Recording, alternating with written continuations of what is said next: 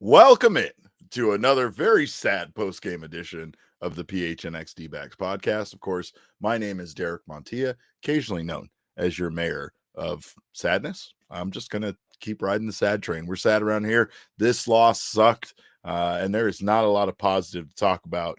Great night for our friends at OG's.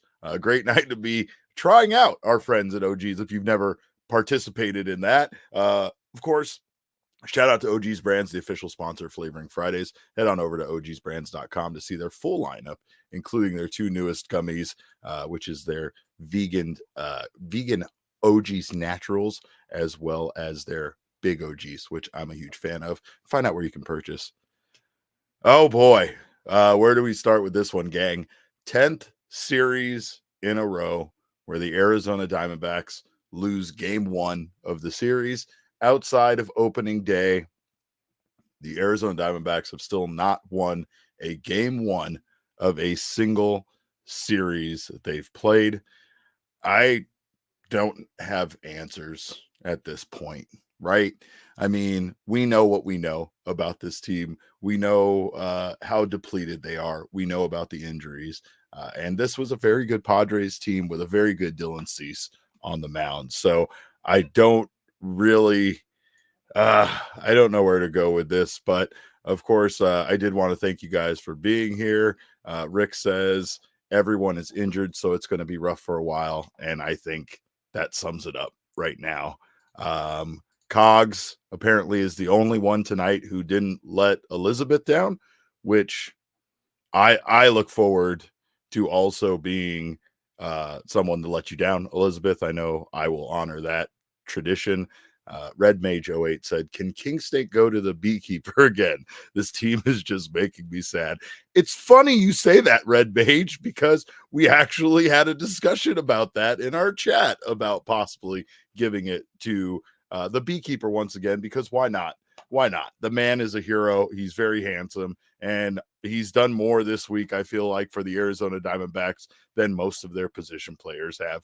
Ketel Marte hit his 12th double of the year in the first inning. Why do I bring that up? Because that's my only positive takeaway from this team for tonight's game offensively. I mean, they did score. Eugenio Suarez had an RBI single, and he scored Jock, who doubled. And that's literally, I just described for you the Diamondbacks' entire offense for tonight. Zero walks for the Arizona Diamondbacks. 1 for 2 with runners in scoring position. So they had 2 runners in scoring position for the entire night. 3 hits. That's it. I mean, Dylan Cease was very good. The Diamondbacks at times made his night entirely too easy. After making him throw 42 pitches in the first 2 innings, I think it was around 42 pitches, he recorded 2 outs on 2 pitches to start the third. 2 outs on 2 pitches. He was dealing. So credit where credit is due. But this is concerning because this is the Arizona Diamondbacks' second game in a row where they've absolutely been steamrolled by one of their NL West rivals. And this sucks. Dylan Cease goes 6 2/3 tonight. Like I said, he gives up 3 hits, 1 earned run allowed, 0 walks, 8K. The man's also an amateur beekeeper during the offseason, so I don't really know what to do with that, but I do feel like that was a bad sign just from the beginning of the game. Learning that Dylan Cease was in fact a beekeeper was kind of sick. It kind of made me sick. But of course, I am joined by the people's producer, the one and only Damon Dog. to get his totally non-reactionary feelings on this loss. Damon, how you feeling? All right, tonight, you know pal? what? Let's start off with the most important topic here. I feel like I'm owed an apology, being called bad vibes guy, being made into this some sort of criminal, and in reality, I'm just being truthful about this team. It's unbelievable, Derek. You've made Yeah. me out to be this like negative guy, and it's I like sad. Carlos. Carlos says rough day in the office, no biggie. Carlos is I the wish, most even Carlos. keeled guy I here today. Carlos, this is every day at the office. It's every Oh day. no, I yeah, watch it it really has been over and lately. over again. I mean, it doesn't really make sense. People. The funny thing I heard from more than one person was, I don't know why I thought that they were going to win this game. It's a game one, which they haven't won since opening day, and that is like That's probably so the wild. scariest trend here. Like that's absolutely an insane stat right now for this team, and I feel like it just goes to show uh how they're just their back is against the wall every series, because they come in, they're dropping game one, and they're doing everything they can to not only refrain from losing the series, but already thinking about getting swept after after they lose game one, right? Like it's just it's uphill from that point. It's a very uphill climb, and I think that sucks for the way this team is playing right now. Look, I mean, we're going to talk about it later, but there's built-in excuses here. It just gets to a point of, when do you start looking at the other guys on this team that are here, that are healthy, and start saying what what has gone wrong with you? I mean, the idea that the Diamondbacks as a team can go so flat offensively. Like again, tonight they faced a very good starting pitcher. They faced some very good starting pitching. It's one of the caveats of being a team in the National League West. There is a lot of good pitchers in this divisions, and even the new ones that are added, like Jordan Hicks for the Giants, are pitching incredibly. The only pitchers that This aren't division is a joke.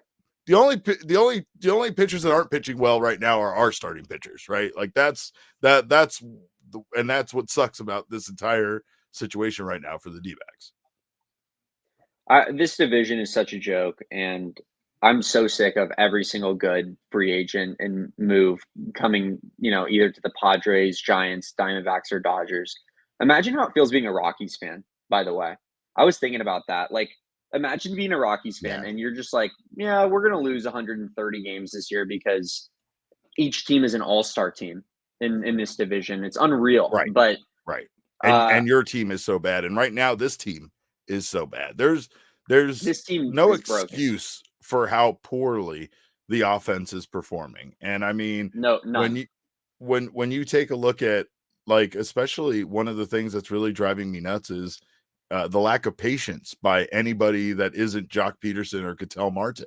It just feels like, I mean, tonight we saw, I think Lourdes put together a couple, some decent at bats. Lourdes, I tweeted this out, but Lourdes got, of course, one of the hardest. He hit one of the hardest hit balls of the night. All the other balls that were hit in that like exit velo range, Manny Machado's home run, 111.7 miles per hour. Jake Cronenworth did have a line out that was 107.8 miles an hour. Fernando Tatis's home run, 107.7 miles per hour. Lourdes Gurriel, 107.1 mile per hour line out to the third baseman. Jackson Merrill, 104.1 double. Gabriel Moreno, 103.6 ground into a double play. That's what, there's just some things right now that aren't going the Diamondbacks' way. I'm not going to say it's luck, because yeah, at times they're hitting it right at a defender, and you can hit it as hard as you want, but if you hit it right at a defender, they're going to catch it, right? So there is still some blame here on the Diamondbacks hitters, but man, it's got to be disheartening when you hit a ball 107 miles per hour and it's just an out, and especially right now when you're struggling to get going, how much you needed that one, ball to fall into play just to feel like you can hit a baseball again for an actual hit. It feels like everything that could possibly go wrong for this team does go wrong for this team. I mean, like, I know that I've been saying that since the beginning, but, like, I'm talking about, like, every time that we, like, just lace a pitch, it goes right at somebody, or it's, like, foul by this much.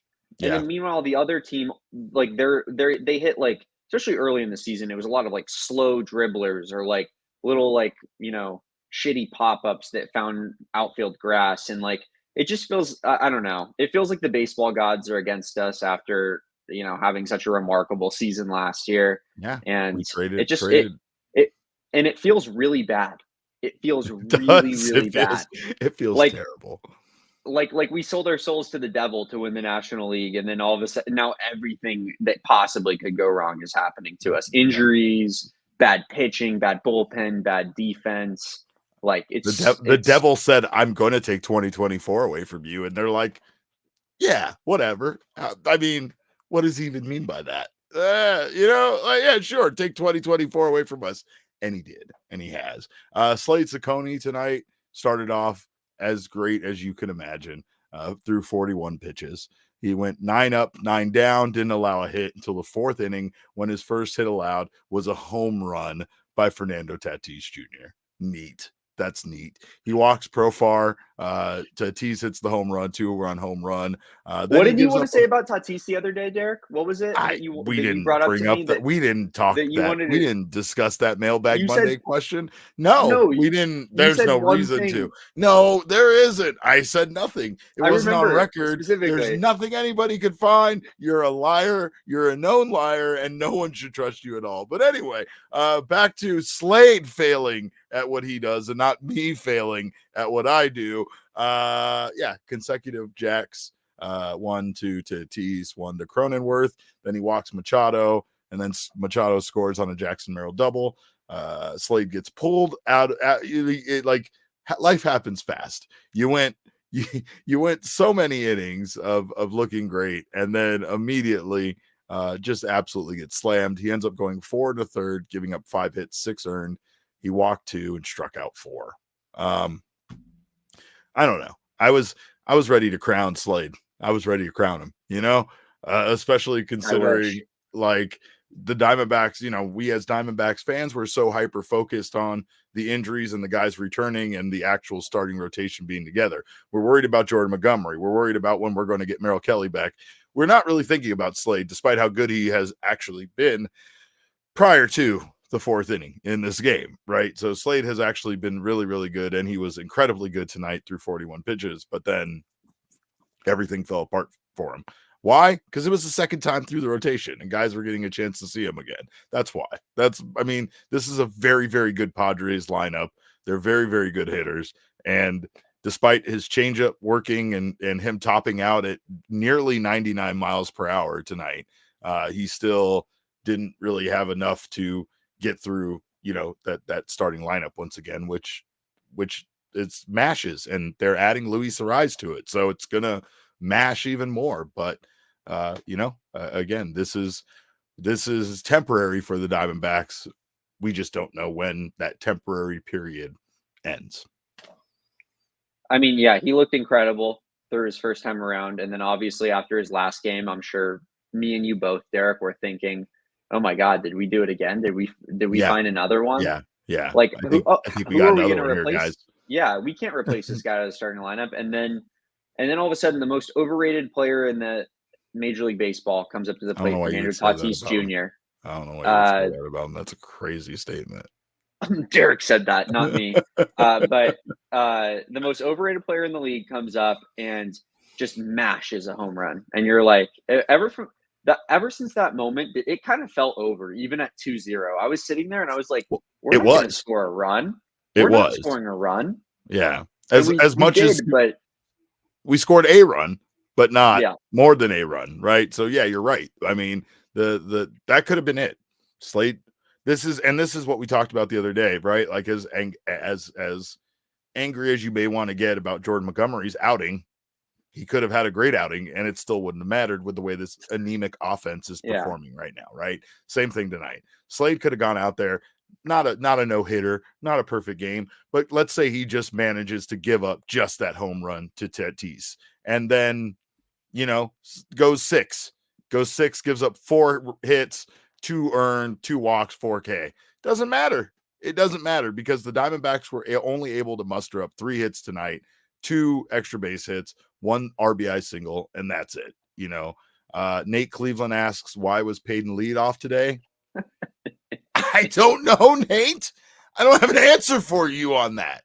I don't have an answer for you. Because Corbin sucks. I'm putting a struggling Corbin Carroll in leadoff, Damon, over Pavin Smith. I'm sorry. Too, but I'm telling. I guess that's the reason. I'm just trying to answer the question. Corbin Carroll sucks, and we have to put him in the bottom of the lineup, according to Torey. So that's why Pavin Smith has to hit leadoff. I don't agree with it. I'm just explaining it. Let's work the count with our friends at Desert Financial Credit Union because, again, this is another one of those games where there is no doubt here about who won and who lost this game. San Diego Padres 7-1 over the Diamondbacks, 12 hits by the Padres to the Diamondbacks 3. Padres actually not great with runners in scoring position, 3 for 12, but obviously gave themselves far more opportunities than the Diamondbacks did. Diamondbacks go 1 for 2 with their 2 extra base hits. Padres had 7. They walked twice. Diamondbacks didn't get a single free runner on base tonight. And I think that's like, it's small, right? This isn't like a huge difference here, the 2 walks to the 0 walks, but it's patience, right? It's seeing pitches.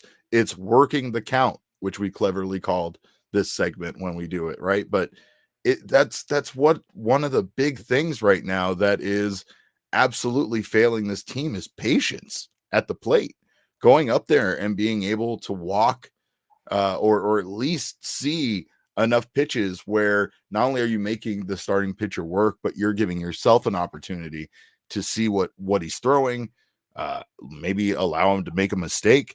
I don't really know, but the Diamondbacks were jumping all over first pitches tonight, and they were not being patient at all.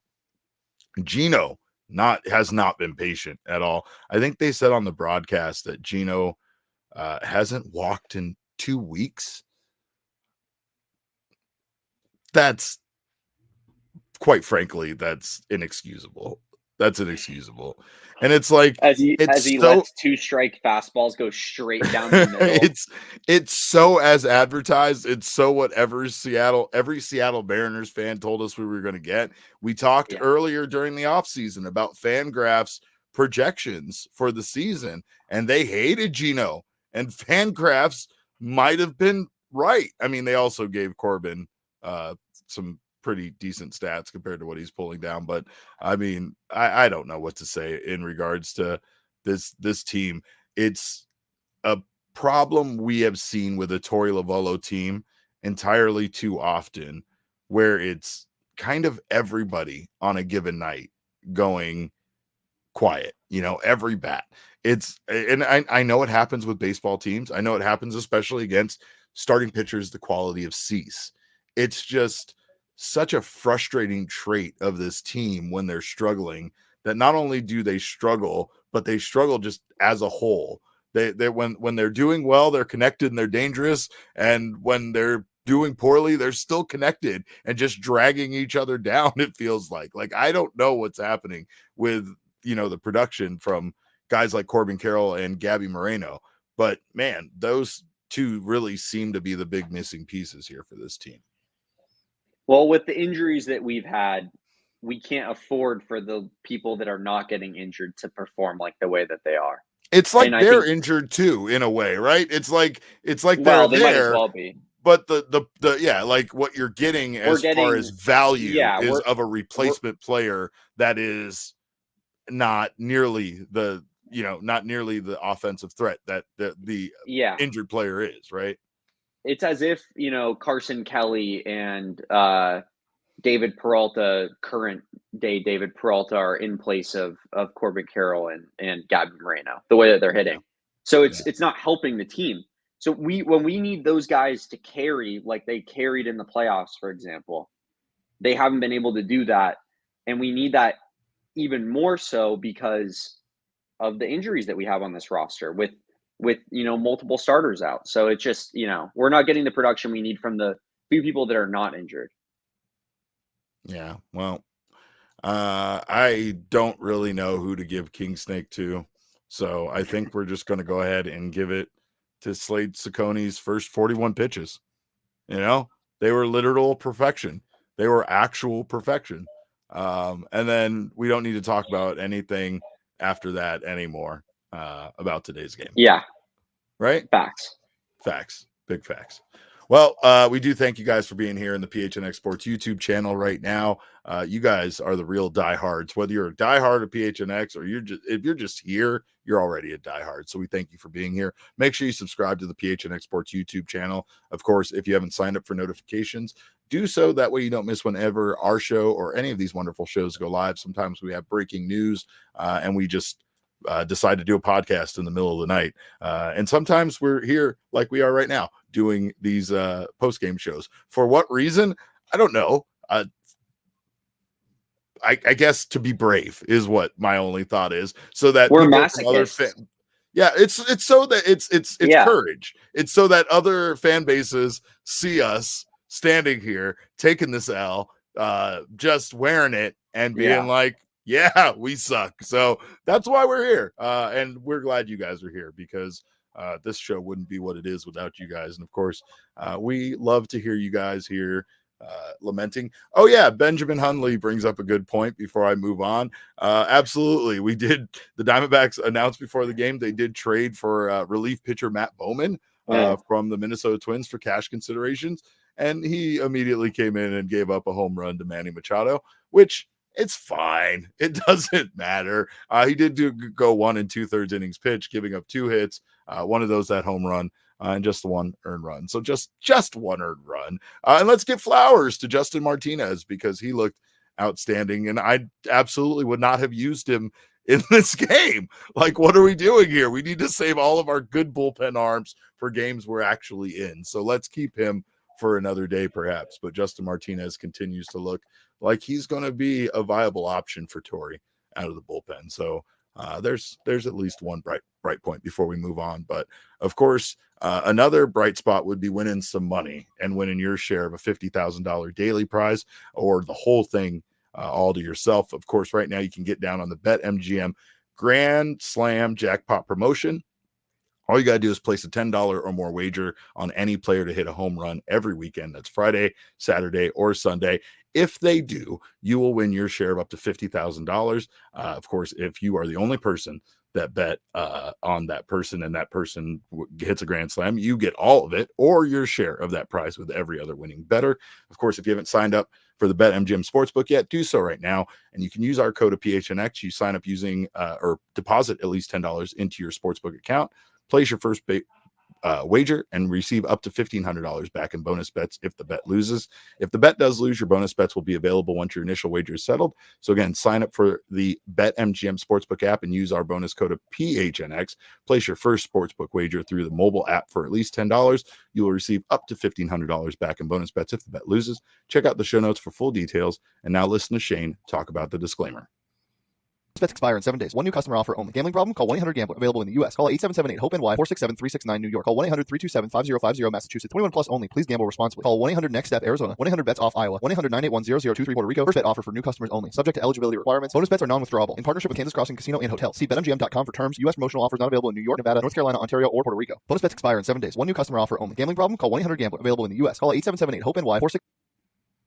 We were going around a second time, but it's such a good disclaimer. We were going to do it twice. We wanted to run it back. Yeah. Damon, you got to hit the Puerto Rico with me. Ready? 1, 2, 3. Puerto Rico. All right, I'll take it. It's as close as we're going to get disconnected like this. But of course, a great place for you again to keep your money. People that really know about the count and how to count is our friends at Desert Financial Credit Union. For more than 84 years, Desert Financial has been Arizona's largest, most trusted local credit union. And they, of course, helped me get this home that I'm living in right now. They can hopefully help you get started on your home ownership journey as well. You can look to Desert Financial for checking and savings accounts, mortgages, loans, credit cards, investment options, and so much more. Join a credit union that has that is committed to giving back to the community and sharing success with its members. When you open a free checking account online, you can get $200 in bonuses. Get started by visiting desertfinancial.com/200. Damon, this is a topic that I do not want to discuss, but I think Gabriel brought it up earlier, and he didn't really word it this way. I think he said it more of like, when do we stop calling it a slow start? And some people are, of course, wanting to blame Torey Lovullo and into tweeting us about it, tweeting us angrily. Yeah, there's a lot of fire Derek tweets from Yoshi, and then a couple of fire Torey tweets from other people. And I just wanted to take a chance to address it. Because I think no matter how angry you've been with the production of the team, you can agree that now is not the time to necessarily blame Torey. And here's Thunderbolt saying, what's Torey's excuses today? Well, we'll get to those excuses shortly, because I'm sure he'll have something to say. But also, I do have to, I don't know. I'm not unbiased. I'm not going to act like I'm unbiased. I like Torey very much. I like him as a person. I would stand here and defend Damon, even when he makes mistakes, because Damon is an incredibly hardworking dude, and I know he's trying his best at all times. And I feel the same about Torey, but sometimes we're all a victim of circumstance, right? And right now, as much as Torey, oh, you son of a bitch. I know I was not off at all. I'm never off. I'm the lead. Anyway, no, but of course it's a reaction, right? And it's an understandable one that of course, that the manager gets blamed in these situations, right? Oh my God, I do not like this and wear this one at all. But anyway, and that's the most comments you've ever put up. But okay. But seriously though, people do want to blame Torey, and I just find it to be laughable considering how much Torey has meant to this team, how much Torey impacted their run in the postseason last year, and how much people really don't want to, be mad more about the situation, because it is a shitty situation that they're in right now. And I'm not saying Torey's completely free of blame, right? There are a lot of times where we've discussed some questionable decisions he's made, but sure. It's also to say he's doing what he can with what he has, which is basically half of his starters, right?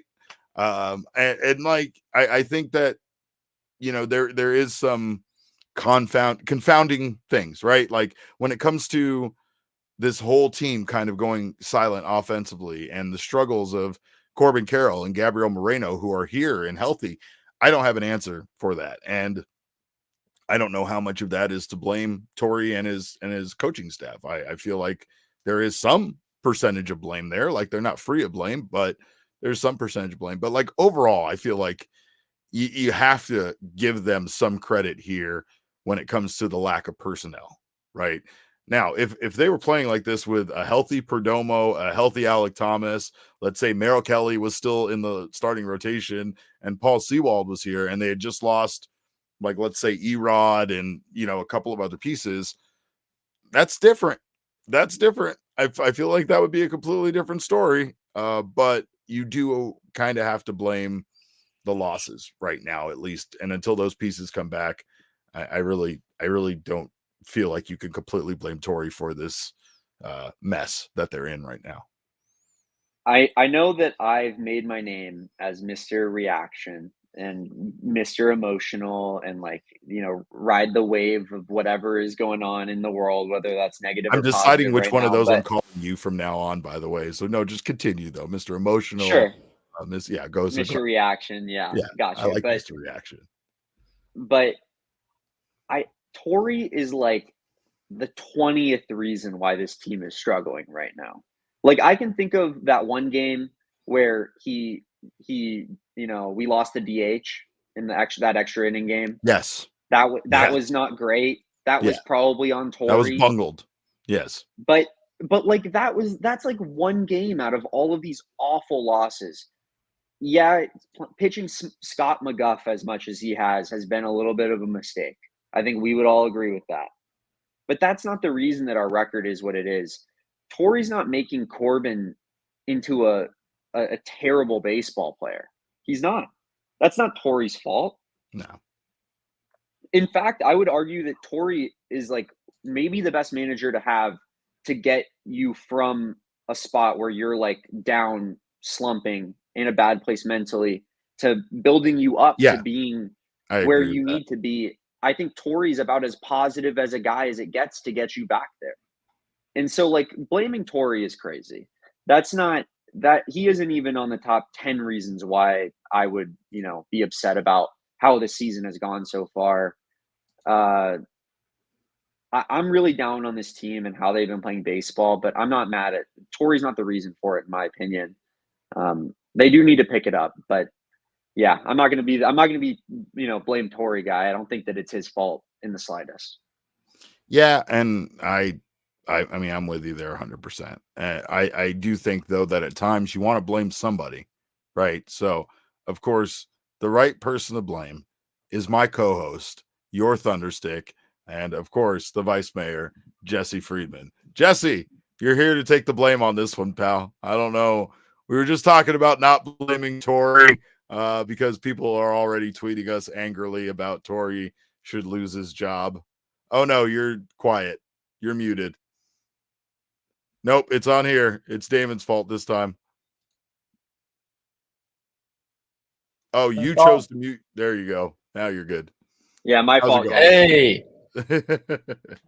Definitely Damon's fault. Yeah, well, I'm already being blamed for things, and I've been here for 30 seconds. Correct. We got to blame somebody.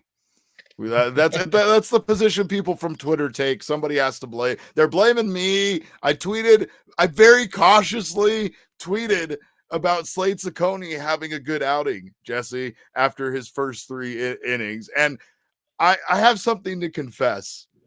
When I tweeted that, I was not talking about the fact that he had a perfect game going, despite the fact that that tweet very much seemed like I was acknowledging that I was talking about that. I was merely just saying Slade had a good game with the 4 Ks. It was 3 innings in. I wasn't ready to talk perfect game talk yet. I was just saying he's looked good. He hit almost 99 miles per hour. Things have been good. I wasn't trying to even suggest a perfect game thing. And then, of course, what happened. And to say people came for me is an understatement. So, you have access to the account. You were notified of all of the replies. But again, this is me just trying to place blame on somebody else besides myself.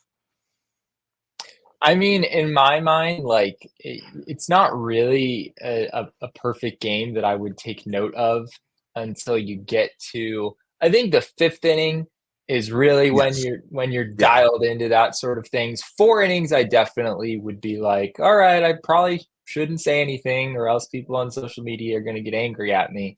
But 3 innings in my mind is just too early to be putting blame on anyone for spoiling a perfect game. I mean, you're a third of the way there. You've still got a long way to go.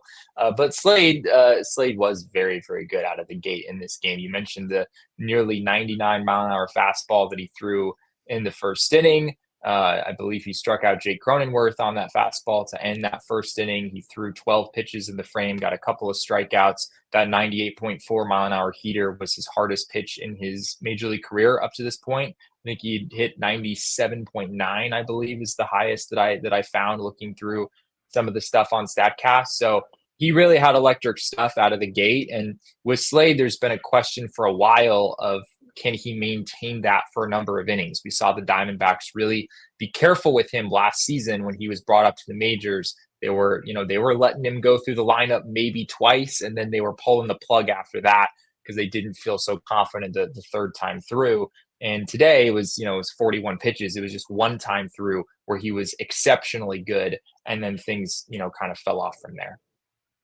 Elizabeth in the chat says Elise has been begging for Chase to be saged for like 2 weeks. Give the GM what you want. So I started a poll. I started a poll. Should we sage Chase Field? It has 15 votes and 100% are yes. I mean, it 15 feels votes. cursed. There you go. Jesse, 10 series in a row where they have lost game 1. Yeah, that is uncanny, isn't it? I'm not gonna lie, like some of the numbers here are starting to look a little bleak. Like May 3rd. I'm not going crazy with anything. There's no such thing as a must-win game at this point in the season still. Right. But you talk about trying to stick around 500 during this difficult time where the D-backs are out so many players. They haven't done that, right? It was one thing when you're 2 games under, maybe when you're 3 games under. Now the Diamondbacks are 5 games under 500. They've dug a little bit of a hole for themselves here. I think I saw Teo Mackey from the Republic tweeted out that only 24 teams in Major League history have made the postseason after starting the year 14-19 or worse through 33 games. And granted, it's not necessarily a great stat because the playoff field is so much bigger now than it's been for most of Major League history. So it's not quite as dire of a situation as that might make it out to be. But still, 14-19, like the D-backs are going to have to be 14 games over 500 or so at the end of the year to make the postseason. That's a lot of ground to make up. Yeah, no, it absolutely is. And that's the question some we're asking tonight is, when do we stop calling this just a slow start? When do we really start to worry about this situation for the Diamondbacks? And I don't think that you're wrong to worry. I don't think anyone would be wrong to be concerned. You're right. There is no must-win games in April and maybe even May, perhaps June. But you can't be 10, 15 games below 500 and expect to make that ground up. And you also can't expect Alek Thomas and Geraldo Perdomo to be your saviors offensively when they return to the lineup. That's the most confounding thing about this for me. It's the most confusing thing. And it is a reason for concern because, again, those guys are fine. Their return is going to help. It's going to maybe cause less defensive errors. And in some of these close games, that the Diamondbacks have lost, you could say that Thomas or, Perdomo being there might have kept those games from going, a different way. But that's only a handful of games. That's now not, enough to say like the Diamondbacks are really, missing these guys. Now, of course, giving up 5 runs, 6 runs, starting pitching, putting the Diamondbacks behind like Jordan Montgomery and Slade Cecconi have the last 2 nights. That's different, right? Because, when the offense isn't rolling, we definitely need starting pitching to be doing what it was doing, 2 weeks ago and not what it's been doing in the last 2 games. Yeah, when I think about all of the guys who are hurt, as you were alluding to there, they will make a tremendous impact theoretically on the Diamondbacks. Getting a lot of those guys back would be huge. But the impact they make is mostly on the run prevention side, not on the run scoring side. You've got a whole bunch of pitchers there in Seawald. You've got 3 starting pitchers. You've got a couple of other relievers as well. Hitting wise, you're just out Geraldo Perdomo and Alek Thomas, and I'm not sure that the difference offensively between Perdomo and Thomas and what the D-backs are getting right now from those positions is all that great. The difference, the upgrade that those guys provide is just a whole lot more defensive stability than what the Diamondbacks have right now. So again, that's preventing runs, right? I think that's really what the D-backs have to look forward to once they get some of these guys back. But offensively, this is pretty much the group, right? This is the core that we figured could score a pretty good number of runs this season. And on paper, they still have, because of those handful of games we keep talking about where they scored like 60 runs. But at this point, Derek, the Diamondbacks scored 14 runs against the St. Louis Cardinals. I believe that was last Tuesday, so 10 days ago now. Since that game, in 8 games played, they have scored 15 runs total. So they have scored 1 more run over their last 8 games than they did in that 1 game against the St. Louis Cardinals. It's been, it's not just like a feast or famine story at this point. It's kind of just a famine story. Over the last week and a half, the Diamondbacks have scored 0 or 1 runs in 5 of their past 8 games at this point. I need to discuss 2 things with you, and they're both about Corbin Carroll. First, I saw fantasy websites on Twitter asserting with certainty that they knew Corbin Carroll was hurt. Have you heard anything about Corbin Carroll being hurt, injured, sore, anything in regards to that? I have not, no, and I'm sure people will continue to suspect that. It does happen from time to time, right? A guy is sort of inexplicably struggling. A really good player in this case is inexplicably struggling, and then they hit the injured list, and it's like, oh, well, of course they were struggling. They've been dealing with this behind the scenes for however many weeks. But Right. as far as we know, that's not the case with Corbin Carroll. Torey Lovullo has dismissed the shoulder conversation numerous times at this point, and he doesn't look hurt, I don't think, right? I mean, he think looks so either. healthy as far as I can tell. He just Yeah. the at-bat quality just hasn't really been there. And Torey Lovullo made that comment after Wednesday's game against the Dodgers, where he felt like day one of Corbin Carroll getting back to himself was even a couple days prior to that. But that's not really what we saw today. Carroll was, still chasing some pitches up in the zone. Granted, Dylan Cease is a very, very good starting pitcher, but tonight was more of the same for him for sure. How much of a disaster would it be if they sent Corbin Carroll down? The biggest disaster ever. The biggest disaster of all time. I mean, the disaster is that Corbin Carroll is not hitting at the big league level right now, right? I don't necessarily view it as a disaster to send him down or, whatever the action after that would be. The disaster is that Corbin Carroll is, supposed to be the best player on this team, or at least one of the best players, and he just hasn't been able to do that up to this point in the season. So I'm still pretty skeptical of the Diamondbacks sending Corbin Carroll down. I think we're still probably a ways from that. But he came in with a 547 OPS. It only went down today, and Diamondbacks are going to need him to return to form to get where they want to get to this year. I just want to say that they shouldn't send him down. They shouldn't send him down, and they won't send him down. I'll say that right now. They will not send Corbin Carroll down. But I would bet on Corbin Carroll figuring out whatever's going on long before the team would seriously consider sending him down. For sure. Fair. Also, who do you replace him with? Who do you get to have? I mean, we've talked about his defense. As much as Damon thinks he's awful, he's still able to do. Corbin Carroll is once you get Alec Thomas back, Corbin Carroll is a much better right fielder than Pavin Smith. I mean, I think we can all agree with that. We saw that 100%. tonight, Jesse. We viewed it with our own goddamn eyes. So yeah, we know what you're talking about. I'll never argue that. I just have argued that given how good Corbin Carroll is at this sport, his defensive output is not good enough. And I feel like I was proven right given our conversation, Jesse. You can attest to that, I feel like. I refuse to go down this road again. Don't do it. Don't do it. We're not having the broadcast again. We've already proven Damon's a liar, right? We know Damon is a known liar based on things that he said in the show. Of course, there are some accusations and things floating around that I'm also a liar, but we know the numbers don't lie. So let's take a look at Jesse's numbers from today's game. Jesse, what do you got for us? Yeah, today's number is 63. And 63 represents the number of pitches that the Diamondbacks threw in the fourth and fifth innings of this game.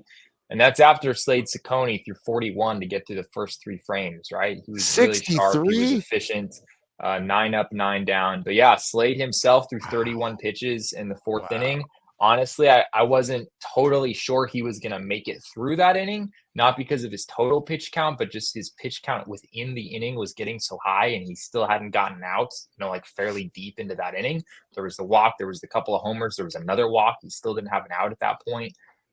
So things weren't looking particularly good for him there. He was able to work out of the inning and get back out there and get the first out of the fifth. But yeah, they made him work hard, and credit to the Padres for putting up some really good at bats in both of those innings. Jurickson Profar in particular, I believe it was a 9-pitch at bat in the fourth, an 8-pitch at bat in the fifth.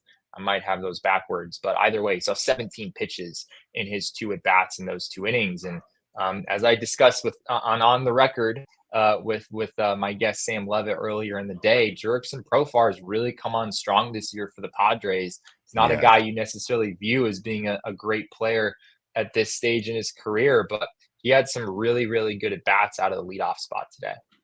Well, Jesse, we are going to go ahead and go on top of your numbers and say that those 2 innings are going to get our OG's performance to forget.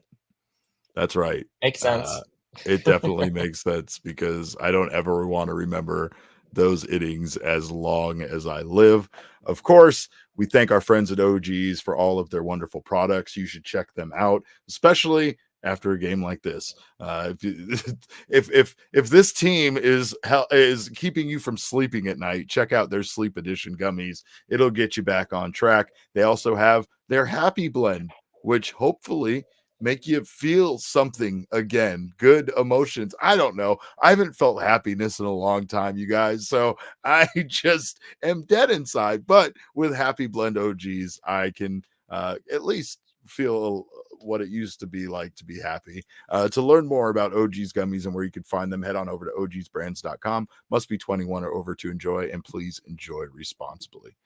Also, tomorrow is our big takeover event. If you are a diehard and you got a ticket, we hope to see you. If you're not a diehard, you got a ticket, we'd love to see you too. But then we'd also love you to join us over here. Become a diehard. You get yourself a free t-shirt from the PHNX locker and so much more, including all of our content. Get access to our Discord lounge. You get discounts with our partners, discounts on events like our diehard takeover of Chase Field and our upcoming events. We got lots of stuff planned for the future. We've been having a great time. So make sure you join us for that. And we look forward to seeing all of you guys out there tomorrow. I don't have a show to do, so I get to just drink Mark Bats with the lads and have a good time. And maybe Jesse will refrain from doing post-game coverage. We'll see. I don't know. It's hard to keep him out of that press box. But of course, if you are not joining us for the takeover, make sure to still go out and support this team. You get your tickets through Game Time. Game Time is the place for last-minute ticket deals. Not only do they sponsor the fireworks on Fridays, but they'll also save you up to 60% off by buying tickets last minute for sports, concerts, comedy, theater, and so much more. They even have more deals with their exclusive in-app deals on select seats ahead of the game or event, so make sure to keep your eyes peeled. And, of course, if you get that FOMO, Game Time will help scratch that itch. Take the guesswork out of buying tickets with Game Time. Download the Game Time app, create an account, and use code PHNX for $20 off your first purchase. Terms do apply. Again, create an account and redeem code PHNX for $20 off. Download Game Time today. Last minute tickets, lowest price guaranteed. Well, we do have some video here from the clubhouse. Yes. I think we'll kick things off with Torey Lovullo's opening statement from his post-game press media availability. Here's what Torey had to say. It was real good that first time around, and then just needed to make some adjustments. Once I think they figured out his attack plan. I think there's a correlation. Maybe this is a coaching thought. I've been sitting in a dugout for a long time. We made two outs on 2 pitches in the bottom of the 3rd inning. I think the entire length of Slade's rest, including the time in between the inning, was probably about 5 minutes. So even though he was cruising, it was a quick hurry up offense to get him back out there. So those are the little things that bother me, and we got to be better at it. That was Torey on the difference between Slade's first 3 innings and then the 4th and 5th, obviously. Yeah, and that was an interesting point that he made, where he was talking about the Diamondbacks in the bottom half of the 3rd inning. It was I think 8-9-1 due up in the lineup. Corbin Carroll led off that inning, flew out to left on the first pitch. Blaze Alexander followed him up with, I believe, a ground out to the shortstop, also on the first pitch. And so you were 2 pitches into that bottom of the 3rd, and you've already got 2 outs up on the board. Pavin Smith had a 5-pitch at bat to finish that inning, but still a very, very quick showing for the Diamondbacks offense in the bottom of the 3rd. And it didn't give Slade Cecconi much time to really sit down and catch his breath at all. And Torey Lovullo there is wondering, did that kind of shake his rhythm a little bit? I think it's a reasonable proposition for sure. He also discussed his past comments on Slade struggling to maintain his stuff. Yeah. This is what Torey had to say about that. I know I've been on record of saying that, right? It's usually 2 times through the order, and then the stuff kind of settles in a little bit. But he's been spoiling us, spoiling me as I'm watching him. I saw a drop off in velo his last outing, then climbed up to 95 in the middle of his last inning. So I feel like he needs to continue to show us that he's able to do that. But I was aware of that.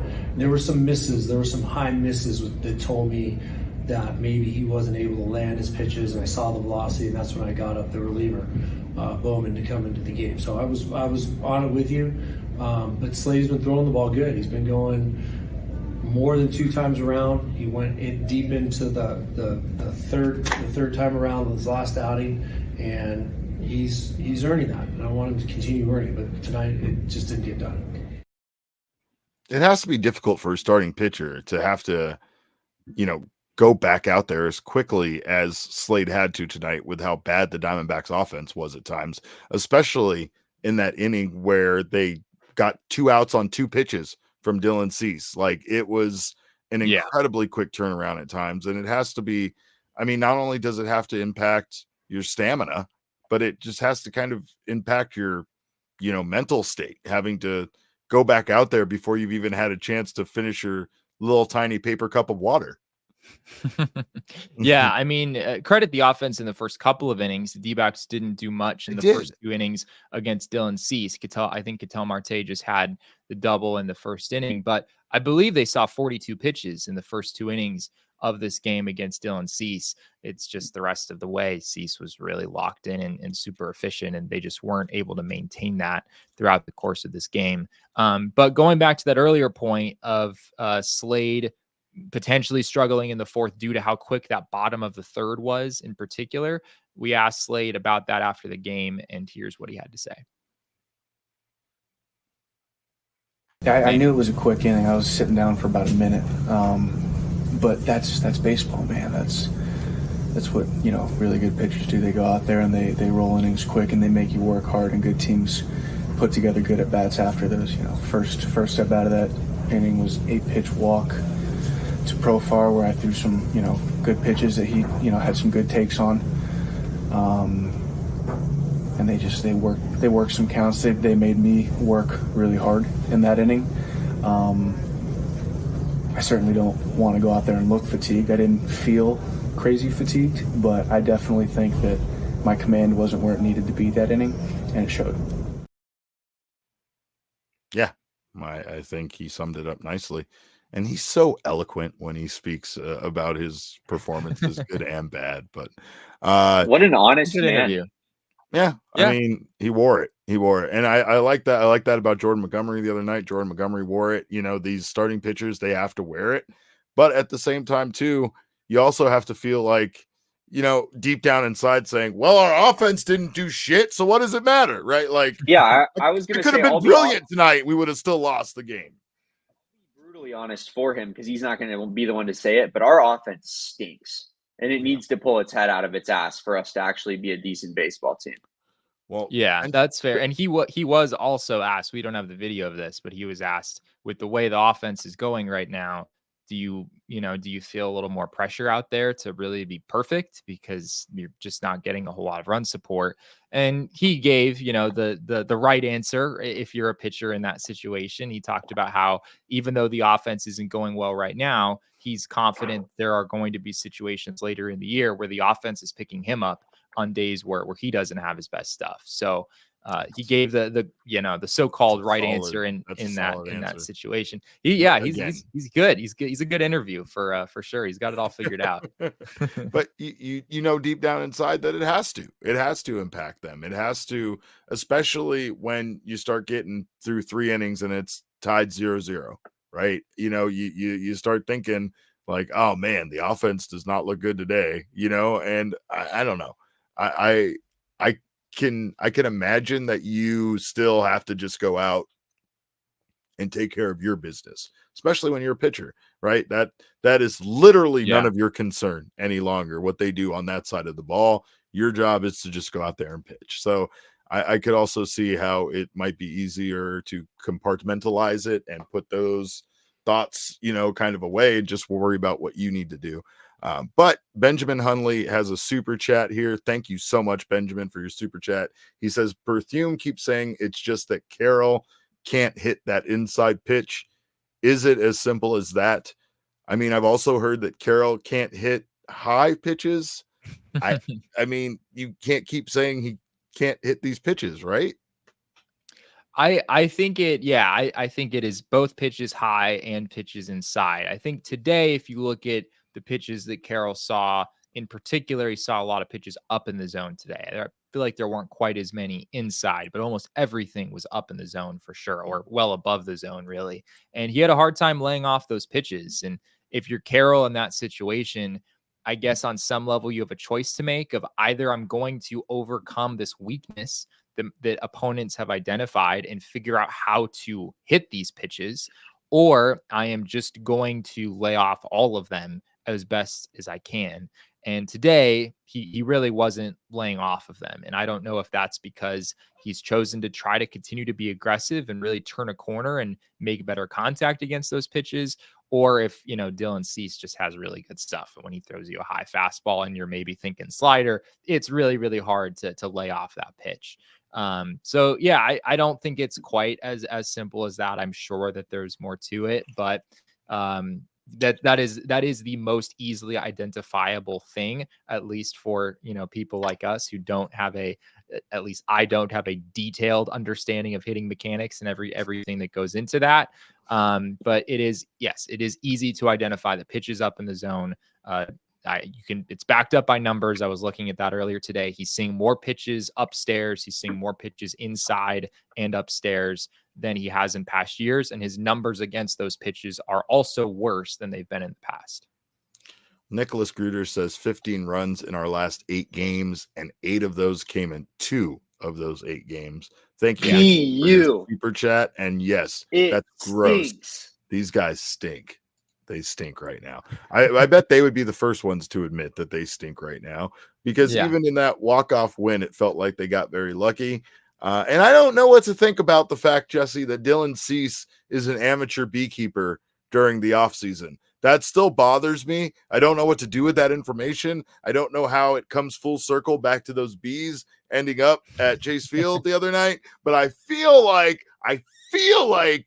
there's it's suspicious. It's suspicious to me. This man's a beekeeper, and bees ended up at our field. When the Dodgers were here, they were trying to take us both out at the same time. I don't like what's going on at all with this Dylan Cease fella and his mustache and those bees.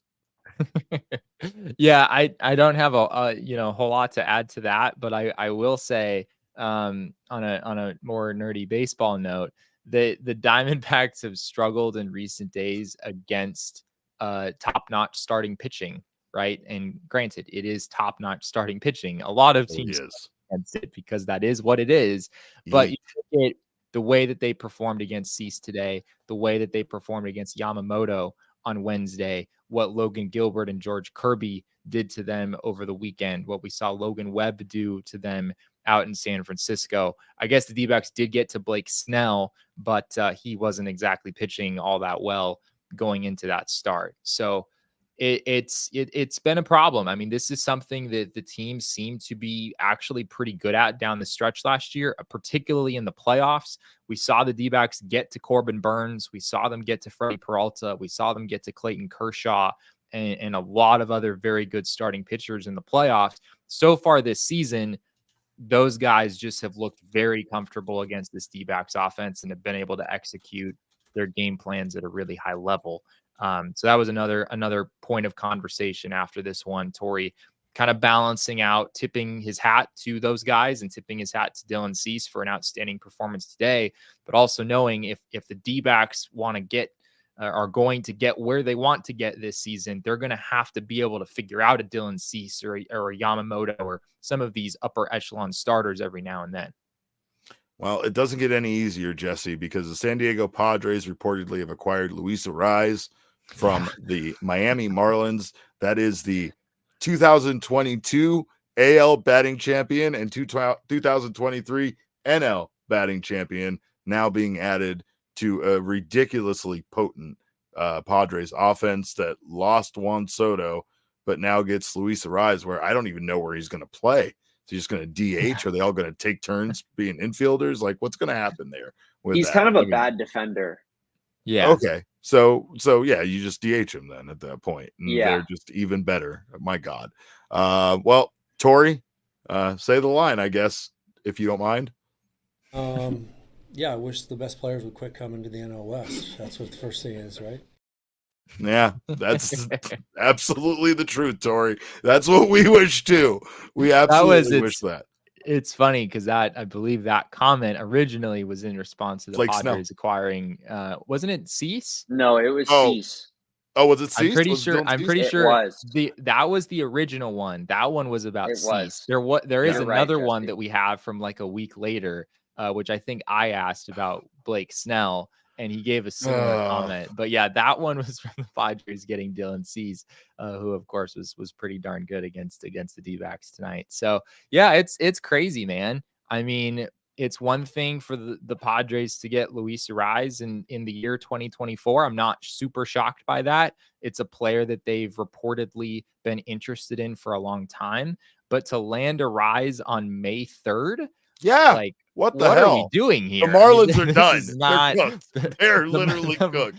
This is a hard, and I don't know the prospects that they're getting in return in detail, but at least from what I've seen initially from people who really know what they're talking about online, they don't seem to be super impressed with the Marlins return there.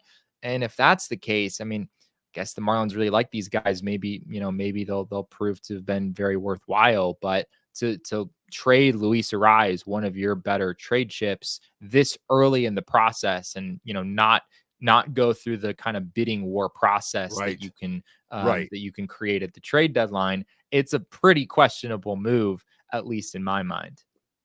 Well, it's nothing but bad news. But before we get out of here, we are going to give you one piece of positive Diamondbacks organizational news, and that is that Davison De Los Santos was named the Texas League Player of the Month.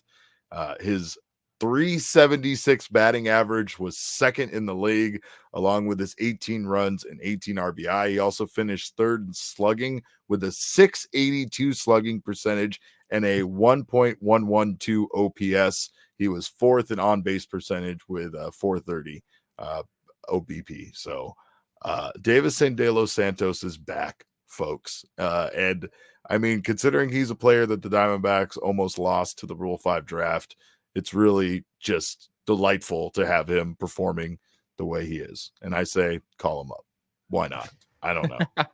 Give him a shot. Give anybody a shot. Yeah, De Los Santos is 20 years old, and he's still striking out maybe a little bit more than you would like at the AA level to be aggressive with him at this point.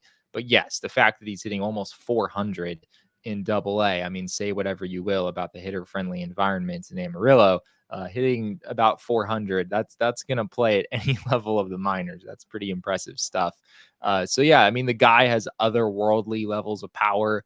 I mean, I think in Fangraph's list of top D-backs prospects that they just released, they described De Los Santos as being more comparable to football players than to really anyone in the game of baseball, because he's just built like that.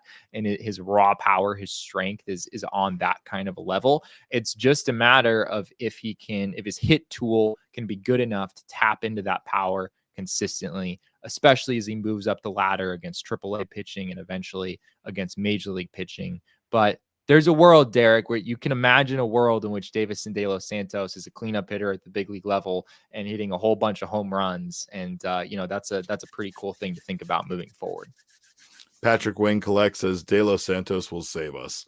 God, I hope so, because we need somebody to save us. And some other encouraging news, I read a tweet that said Alec Thomas, this is according to Nick Picoro, that Alec Thomas and Paul Sewald could both be back by the Cincinnati Reds series, which is May 15th through the 17th, I believe. I see how it is, Derek. You're just going to use Nick Picoro's reporting over mine. All right. I don't know, okay. Jesse. As Torey would say, one of you got it out first. And that's the one I read. That's fair. That's fair. Nick had me by a few minutes. We were sitting in the same interview room. But all jokes aside, yes, Torey Lovullo did say that it wasn't quite as confident as I think it had maybe been reported earlier in the day. But assuming that things go well this weekend, Paul Sewald is scheduled to throw in a sim game on Saturday. Alec Thomas, I believe, DH'd for the Reno Aces tonight and will play in Reno the next couple of days as well. If those things all check out, Torey said they're targeting a return for both of them, potentially early in the Red Series. So yes, I think it is reasonable to think that they could both be back on Tuesday of next week, as long as they are able to check these last few boxes this weekend. Our savior and our young king returning. We need them. We need as many bodies back as we can get. So get me him in center field. Yeah, immediately. Well, we thank you guys for joining us. That's all we got for tonight. Of course, we will see many of you, hopefully, out at Chase Field tomorrow for our takeover event. In the meantime, you can follow us on Twitter. I'm at Cap_Caveman with a K. Jesse is at Jesse N. Friedman. Of course, People's producer Damon is at Damon Dog. That's DAWG. And we are Damon's Dogs. Bark, bark. Our show is at I was pretty early there, wasn't I? I'm trying to time it because there's a bit of a delay, but I was pretty early. We'll get it one of these days. But of course, our show is at PHNX_D-backs, but all roads do lead to at PHNX_sports on Twitter, Instagram, and Facebook. We thank you guys for joining us. We'll see you this weekend. We'll also see you. Programming note, Jesse and I are taking Monday off. That's because of how bad this team has been.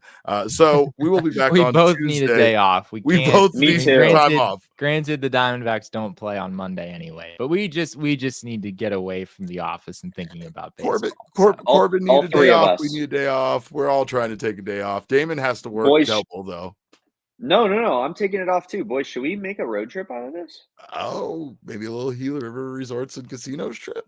Damon, how dare you bring casinos? How dare you bring Sedona? Derek into this? Derek? Now we're talking. We're gonna spend our money. I'm talking a little Sedona, Jesse. We're gonna fuel up our souls, Jesse. We're gonna revitalize ourselves and try to put this thing back together next week. But of course, we thank you guys for being here. We thank you for joining us, and we hope you have a wonderful weekend. Remember, kids, baseball is fun, but it might be more fun if you are a fan of a different team. I don't know. We all silly like the mayor.